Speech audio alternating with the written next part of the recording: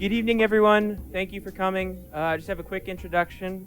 Tonight we have Professor Mary Troxell in the philosophy department. She's taught in the Pulse program for 7 years and also teaches a course on Kant's epistemology, a course I found very helpful for myself. As a philosophy major who never considered how her passion might relate to her vocation, she pursued a career in finance after graduating from college. She says the misery she experienced working at a job she hated, in contrast with the joy she experiences now that she works in a field she loves, fuels her passion for helping students discern what they love and who they want to be. She serves on student retreats through programs such as Intersections, Campus Ministry, and First Year Experience in order to help students think through the big questions of their lives. So please give a round of applause for our speaker tonight, Professor Mary Troxell. Thank you for coming. It's very touching seeing so many people seeing people I don't know, but also seeing people I know that I'm very fond of all together from different areas of my life at BC. It's making me a little verklempt. I hope I can be coherent through this. But there we go. I thought what I talk about is something when I look back at my life, and I'm of a certain age where you look back and you sort of think, what have I done right, what have I done wrong? It's very clear to me that some of the things that are the biggest blessings in my life, the things I'm most grateful for, are as much a result of my mistakes as they are a result of my successes. And I want to bring this home because I think it's natural to be really, really afraid of making a mistake. And I think it's especially natural to feel that way in college. I mean, in part because you all are suffering from PTSD from high school, where you really can't make a mistake. But you have to do everything perfect in high school if you want to end up at a place like this. But also, just in general, I think we're afraid of making mistakes. And there's a homely saying that goes something like, God draws straight with crooked lines. So God draws straight with crooked lines. And it's a sort of more prosaic way of saying what the New Testament says in the book of Romans, which is, God works all things to good to those who love him. And that's what I want to talk about, is how my mistakes, how God used my failures as much as my successes, or what looked like a disaster, to both bring me closer to him and bring me the kind of joy I experience today. So my first mistake I want to talk about, I'm going to give you 3. I've done a lot more than that, but you get 3. Was actually becoming Catholic. And I call it a mistake because at the time it just felt like a disaster.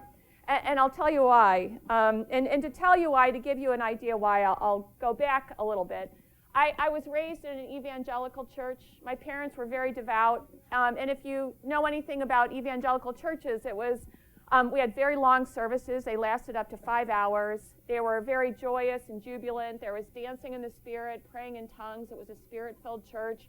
Being slain in the Spirit, prophets. We had prophecies. And throughout all of these very intense meetings, I never experienced God.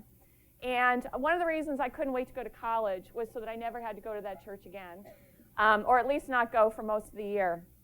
So when I got to college, really shortly before I got to college, I considered myself an atheist. And through reading a lot of books in college and talking to a lot of people and hanging out with people, I began to identify myself as a Marxist feminist. That was sort of my tag. So I was an atheist, and the flavor was Marxist feminist.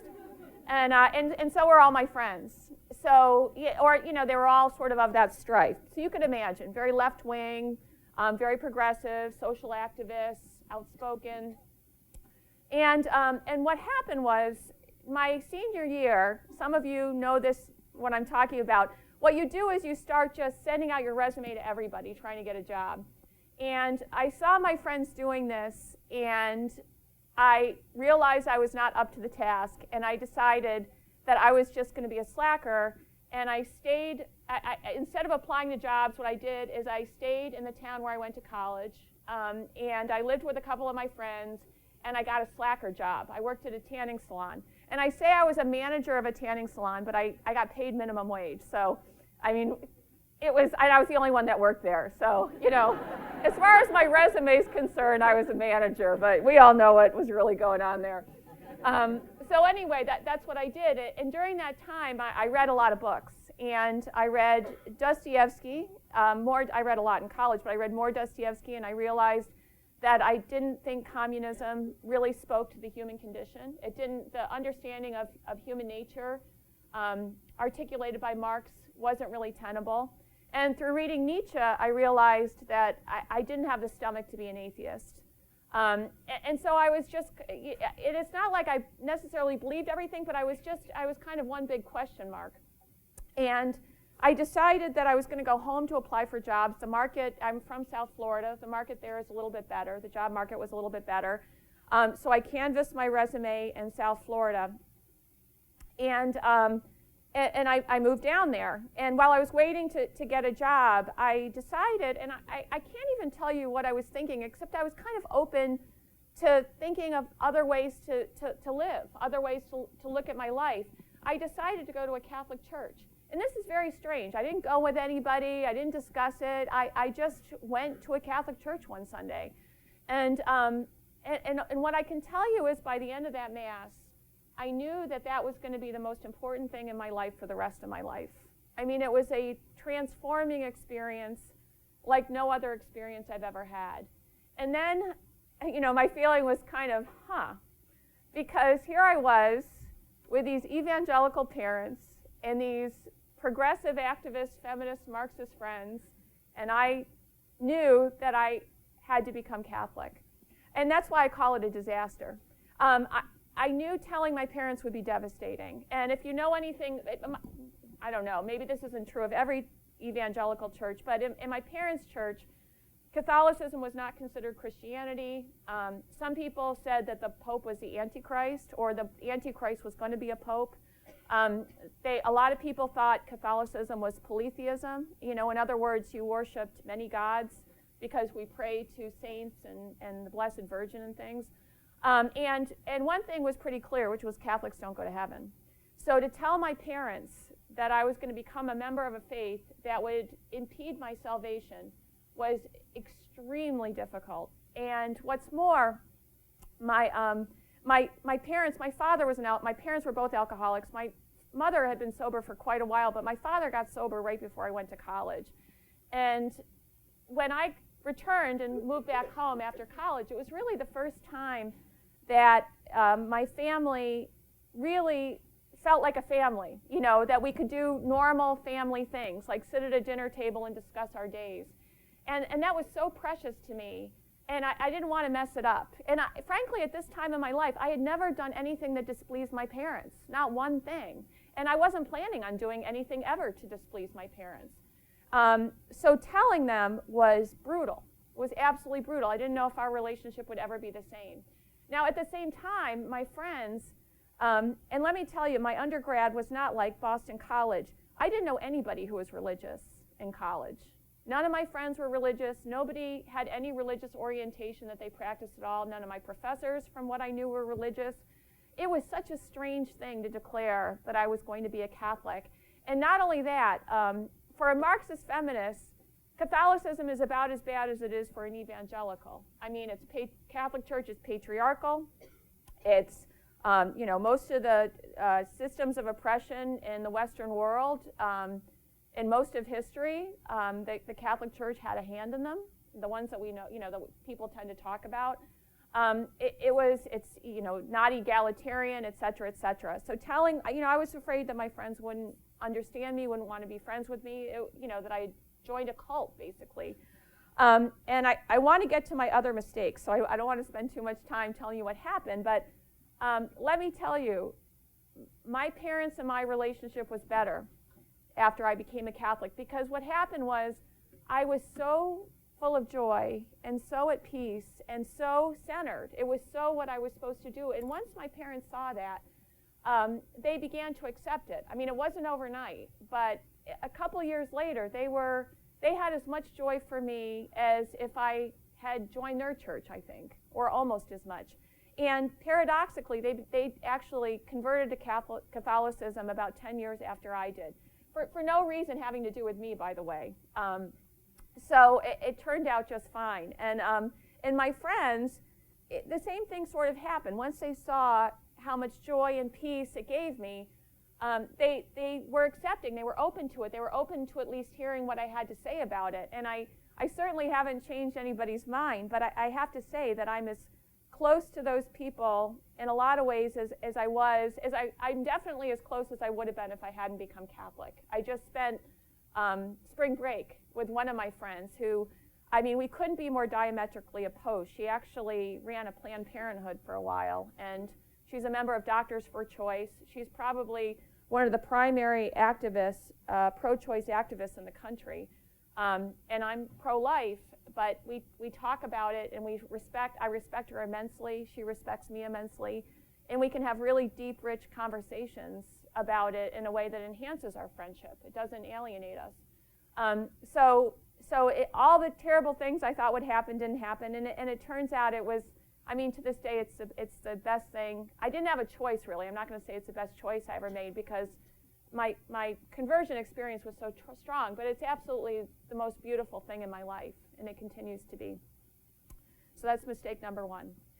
Mistake number two comes out of those resumes, and Ben alluded to it in the introduction, which was my career in finance.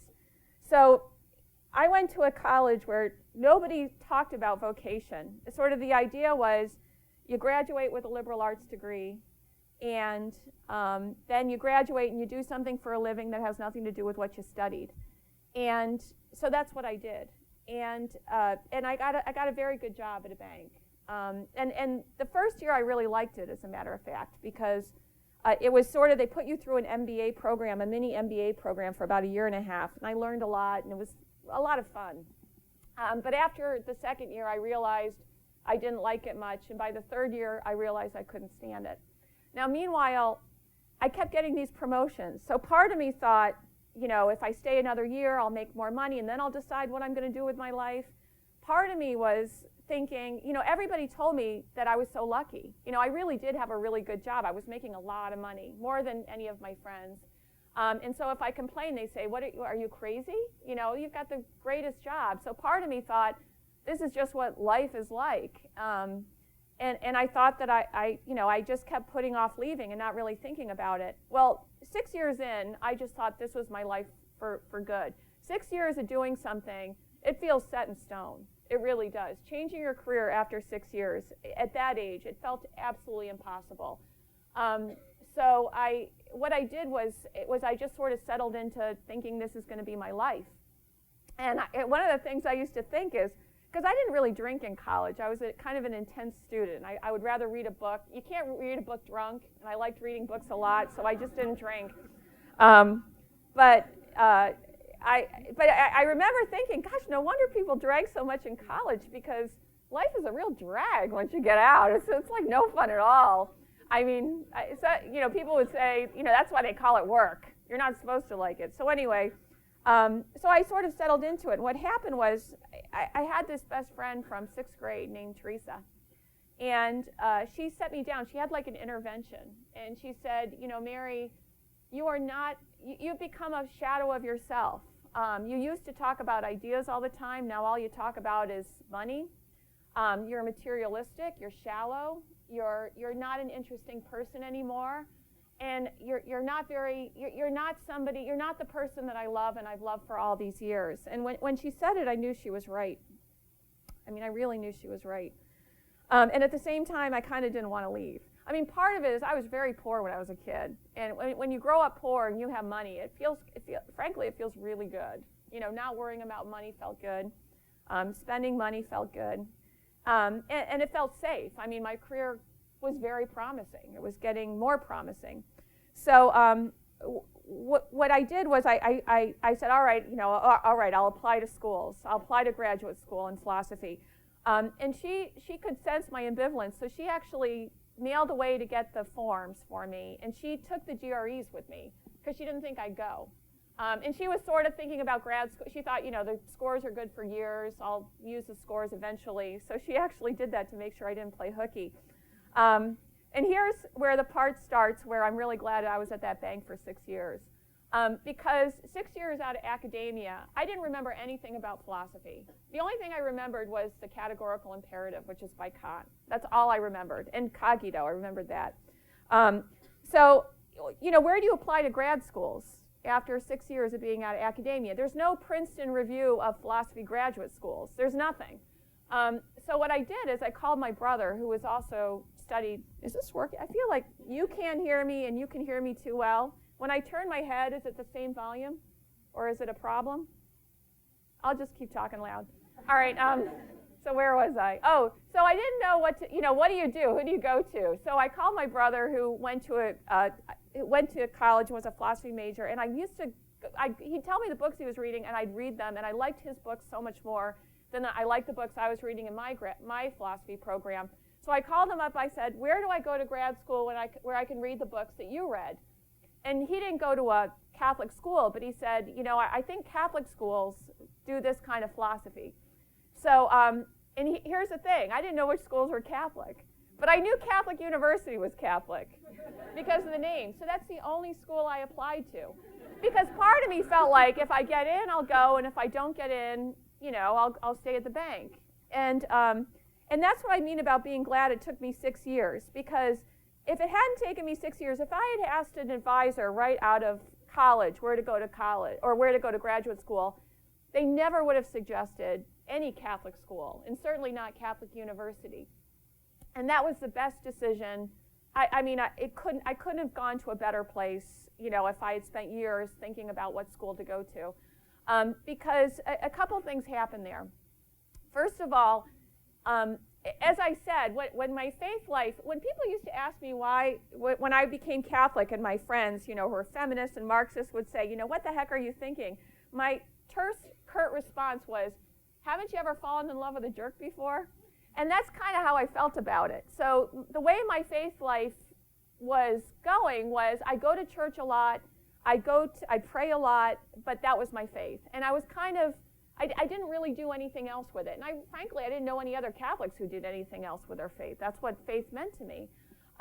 So when I went to Catholic University, for the first time, I developed a faith community. I met other people who wanted to talk about their faith and discuss their faith and argue about their faith and ask what does it mean to practice your faith, and how do you integrate the rest of your life. And that was incredibly rich for me. The second thing that happened was, for the first time, I saw professors teaching as a vocation, in the sense that you all know that word vocation, in the Jesuit sense of vocation.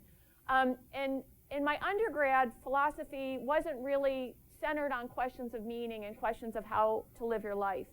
And at Catholic, it really was. Most of my professors were priests, and they used philosophical texts as a way of helping them think more carefully about the big questions, about meaning and about ethics and about integrity and authenticity. And that was extremely exciting for me. I fell in love with philosophy all over again. And the third thing that happened was I ended up being a research assistant to this woman, Sister Prudence. And she was a wonderful woman. And we were sitting at lunch one day, in between, we were taking a break. And she said to me, Mary, she was a woman of great faith. And she said, Mary, you treat your faith like if you imagine a pond where the ice is just frozen. That's how you treat your faith. You skirt along the edges of the pond, barely sticking your foot out.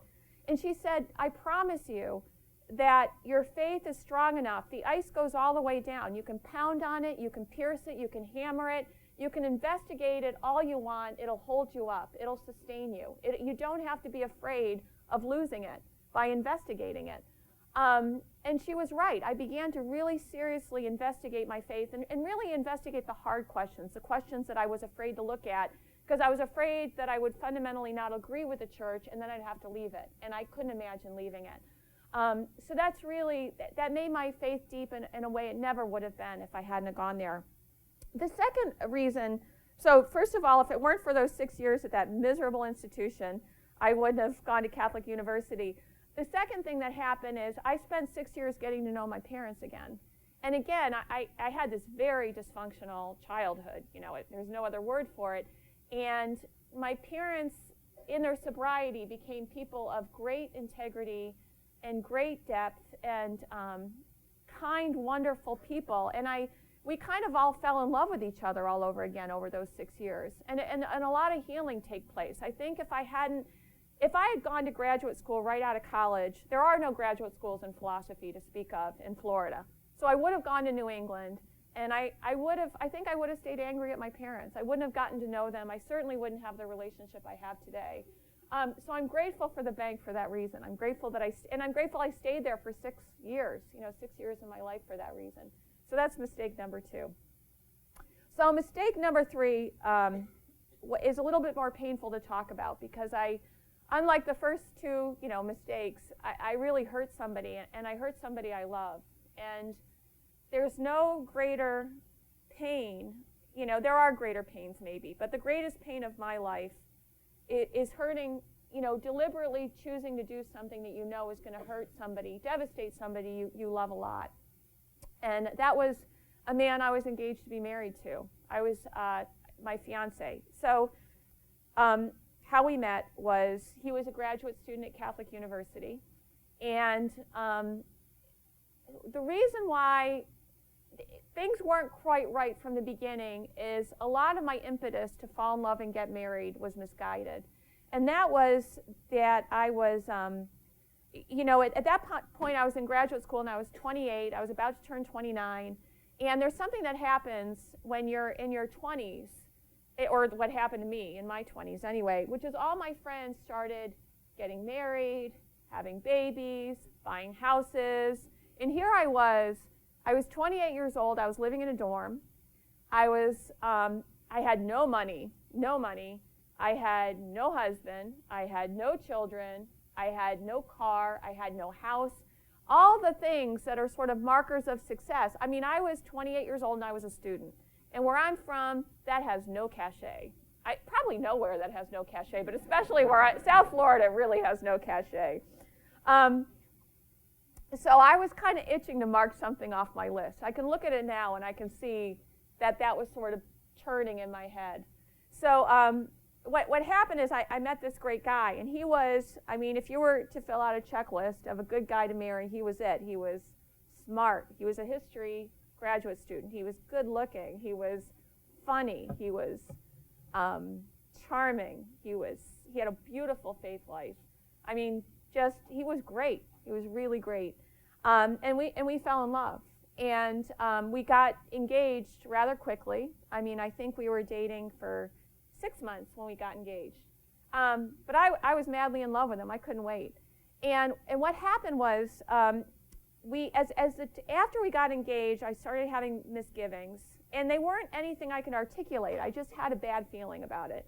And the bad feelings got more intense to the point that I had to go home for my bridal shower. And I brought him with me because a lot of my friends from home were going to meet him for the first time. And my feelings were so strong that when he walked in the room, I'd feel physically sick to my stomach. And I thought, this is more than, wedding jitters or something. I couldn't stand having him near me. And meanwhile, I loved him. I really loved him. I didn't know what was going on. And that's another thing, I think God works with, I think some people, if God sort of goes like this to you, you listen. But with me, he takes a sledgehammer, He probably was doing this for a long time, but I'm not very intuitive. I'm kind of always in my head, So, it had to get to the point where, I had this very visceral feeling. And I thought, what am I going to do? Because first of all, if you're a loser because you're a 28-year-old graduate student with no car, no house, no nothing, if you're a 28-year-old with a failed engagement, that doesn't make things better. But more important, and by the way, this was a point where we had the venue, we had the band, we had the, everything was all planned. I had to cancel everything. But more importantly, 1,000 times more importantly, I had to go to this man I loved who had told me repeatedly that he would love me forever and that I was what made his life complete. And I had to tell him that I didn't want to be with him anymore. And I did. And to this day, I can hardly talk about it. It's so painful thinking about doing that. But again, God works all things into good. And I'm going to tell you something, and please don't groan, because it sounds like something you can groan over, but it's actually a beautiful thing, which is my fiance ended up becoming a priest. And looking back, he was meant to be a priest. Actually, the nun I was talking to about, Sister Prudence, she said to me one time, she said, have you ever thought that maybe your fiancé is meant to be a priest? Because the way he talked about his faith was, and I could tell you why, but I won't. It was a way that somebody who's got a vocation of priesthood talks about the church. That's how he talked about it, the faith, and that's how he talked about the church. And let me tell you, all these years later, he was absolutely meant to be a priest. His vocation makes him happier and more himself than he could have ever been if he had stayed with me. I'm quite convinced we would have made each other miserable with all of our good intentions, because we were doing it for the wrong reasons. And as for me, what happened, so I was at Catholic University, and here I broke up with this guy and broke his heart. I had to get out of there. And it just so happened that my advisor decided to transfer. He transferred to Boston University. And I thought, well, that's a sign. I think I'm going to transfer too. This university isn't big enough for the both of us. So I decided to go to Boston University. And that was hard to leave things behind. But what happened at Boston University is I got a part-time job at Boston College. And that was, the beginning of my vocation with a capital V. So if I had never gone to, I love Boston University. I love my advisor. It was absolutely the right move. But one of the things that happened is while I was finishing my PhD, a part-time position opened up to teach perspectives at BC. And meanwhile, what was going on with my faith life is I no longer had a faith community, and I was dating. And I was sick of dating and saying to people, oh, you're nice. Oh, you're Catholic. Oh, that's great. Or, oh, you're not Catholic. That's fine. Oh, by the way, these are the values that I hold. And the people I was dating say, all right, well, thank you. Nice to see you, if you know what I mean. Thanks, but no thanks. And so I was thinking, does anybody take this stuff seriously? Does anybody try to follow any of these rules? So I was a little frustrated, and I went to a priest, and he said, well, you've got to meet other people who have who have a faith, who sort of give you community, who tell you, yeah, it's hard sometimes, but it's okay. So he said, first of all, you need a community. The second thing is, he said, you've got to start reading the Bible. And I did not want to read that Bible because I had very, very negative associations from my evangelical youth from reading the Bible. Because that's all I did. I read the Bible from cover to cover more than once, which, I read those parts in Leviticus. I read the whole damn thing. And I just didn't want it. It brought up really, really unpleasant memories. So teaching perspectives, I had to read the Bible again. You can't, anybody take perspectives? Yeah. What happens if your teacher doesn't read the Bible? Yeah, it's not good.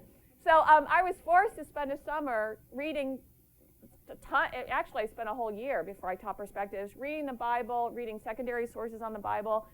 And when I taught perspectives, I met incredible women who were on the same kind of faith journey I was on, and who really gave me the kind of strength and support I needed in my faith.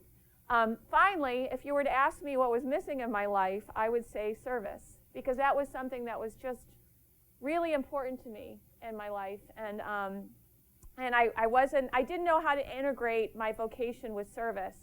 And then a full-time position in Pulse opened up. And you all know that story, because that's what it came up in the introduction. That's what I teach, I think. Anyway, I teach Pulse. And I am absolutely convinced I am exactly where God wants me to be.